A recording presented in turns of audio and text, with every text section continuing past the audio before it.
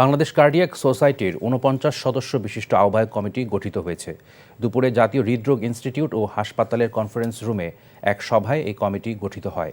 এতে অধ্যাপক ডাক্তার মোহাম্মদ শফিউদ্দিনকে আহ্বায়ক, ডাক্তার এ.এফ. খবিরুদ্দিন আহমেদকে সদস্য সচিব এবং ডাক্তার এ.কে.এম. মহিউদ্দিন ভূঁইয়া মাসুমকে কোষাধ্যক্ষ করে কমিটি গঠন করা হয়। দীর্ঘদিনের মেয়াদ উত্তীর্ণ ও অকার্যকর কমিটিকে বাতিল করে সাধারণ সদস্যদের সর্বসম্মতিক্রমে এই কমিটি ঘোষিত হওয়ায় সন্তোষ প্রকাশ করেন কার্ডিয়াক সোসাইটির সদস্যরা।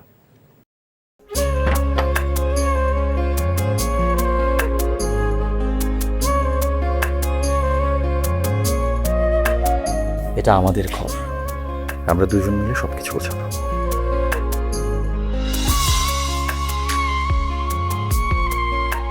বাহ, এই ঘরটা এতদিন মরে আসছিল, নতুন বউয়ের হাত পরে একটা চক চক চক চক করতেছে। যদি কখনো কোনো ঝড় এসে সব এলোমেলো করে দেয় তাহলে?